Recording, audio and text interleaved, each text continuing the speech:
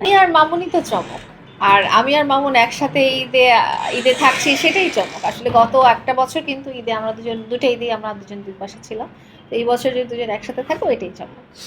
Special কোনো পরিকল্পনা রয়েছে ঈদ মাথায়? স্পেশাল পরিকল্পনা এখনো করিনি। যখন যেটা আসবে হয়তো আমরা গ্রামে যাব বা হয়তো আমরা দেশের বাইরে যাব। তো এখনো ঠিক করিনি। ঈদ কাছাকাছি আসলে তখন এটা করা যাবে। আচ্ছা, মামুনের তো পাসপোর্ট নাকি আমরা শুনতে পেয়েছিলাম যে আটকা। না, এখন কি মামুনের পাসপোর্ট মামুনের কাছেই আছে। তাহলে কি এই ঈদে ও কি চমক একটা থাকবে? সময় আমার কাছে ছিল কিন্তু পরে আমি ওকে দিয়ে দিয়েছি।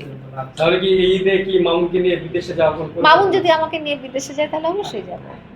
এখনো আমরা ঠিক করিনি, বাট মামুনের পছন্দের জায়গাতেই যাওয়া হবে। ও যেটা পছন্দ করছে সেটাতেই যাওয়া হবে। সেটা কি হানিমুন না অন্য কোনো কারণ? বেড়ানো, আমরা তো আসলে অনেক বেড়াই। মানে ক্যামেরার বাইরেও আমরা আপনারা হয়তো দেখেছেন যে ক্যামেরার বাইরেও ভিডিও করিনি কিন্তু অনেক ঘুরে বেড়াইছি। তো এটা বেড়ানোর জন্যই যাওয়া হবে। হানিমুন তো হবে হানিমুন না। আচ্ছা না, অনেকে বলছে যে লায়লা মামুনের হানিমুন হবে কিনা, দীর্ঘ ১ বছরের জার্নি। এখনো জানি না। আল্লাহ তাআলা যেটা ভাগ্যে রেখেছেন সেটাই হবে। আচ্ছা, বিয়ে নিয়ে অনেক জল্পনা কল্পনা ছিল। হুম। তো এখন শেষ পর্যন্ত কি এটার সমাধান হবে? এটা সমাধান একমাত্র আল্লাহ তাআলাই জানেন যে কি হবে। আমি আসলে টাইম নিচ্ছি। মানে খুব তাড়াহুড়া কিছুই করছি না কোনো ডিসিশন নিতে বা কোনো কিছু করতে। আমি টাইম নিচ্ছি। আর আমি চাচ্ছি যে মামুনের সাথে যে আমার মানসিক ডিসট্যান্সটা হয়ে গেছে এটা যাতে কমে আসে। আমরা যাতে নরমাল একটা লাইফে ফিরে যাই। তারপরে আমাদের কি সম্পর্ক হবে, কোথায় যাব না যাব এগুলো তারপরে ডিসাইড করব। যেকোনো সম্পর্কের আগে সম্পর্কের একটা নাম রাখা উচিত। আমাদের এই সম্পর্কের এই নামটা থাকবে।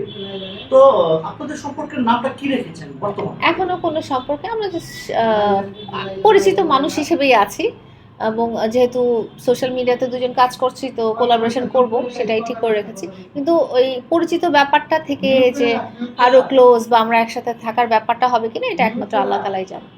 আচ্ছা, মামুনের পরিবারের পাশে আপনি অ্যা অলৌকিকভাবে কোনো ধরনের সাপোর্ট করেছেন কিনা?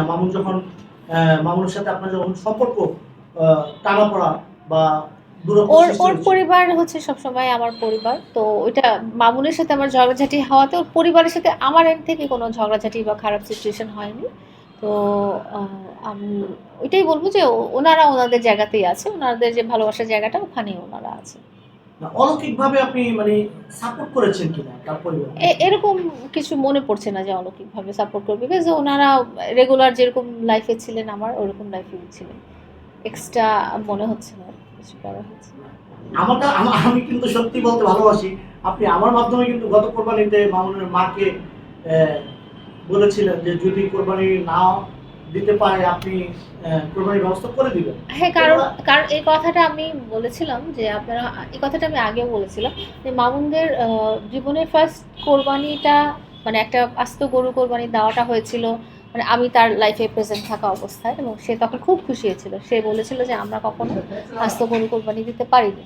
হ্যাঁ? তো ওই ওই টাইমটা আমার চোখের সামনেই যেহেতু হয়েছে, তো আমি সবসময় চেয়েছি যে ওই খুশিটা যেন সারা জীবন ওদের পরিবারে থাকে। ওইটাতে ও অনেক, অনেক মানুষ দেখবেন যে অনেক কোটি, কোটি টাকা দামের মানে ১০০-২০০ গরু কোরবানি দিচ্ছে। কিন্তু তাদের মধ্যে না ওই হ্যাপিনেসটা নাই। কিন্তু মামুন ওই কোরবানিটা দিতে পেরে ২০২১ সালের কোরবানিটা দিতে পেরে সে এবং তার ফ্যামিলি যে কত হ্যাপি হয়েছিল, ওই হ্যাপিনেসটা আমি চেয়েছি যে সারা জীবন তাদের কাছে থাকুক। মামুন যখন কারাগারে ছিল, তখন আমার মনে হয়েছে যে উনি যদি কোরবানি দিতে চান, আমি জানি তার টাকা পয়সার কোনো অভাব হবে না। তারপরও আমার দায়িত্ববোধ থেকে ওনার কাছে আমি এই মেসেজটা পৌঁছে দিতে চেয়েছিলাম। এখন আপনি পৌঁছে দিয়েছেন কিনা বলতে পারছি না। বাট আমি আপনাকে কনভে করেছি কারণ আপনাকে আমি সবচেয়ে বিশ্বস্ত মানুষ মনে করেছিলাম যে ওই মুহূর্তে আপনিই হয়তো সবচেয়ে কাছের মানুষ যিনি আমার এত বড় সিক্রেট কথাটা এখন তো সিক্রেট রাখলেন না, আপনি বলে ফেলেন ১ বছর পরে। আমি অলরেডি বলেও দিয়েছিলাম কিন্তু তিনি রাজি হয়নি। যাই হোক, এই যে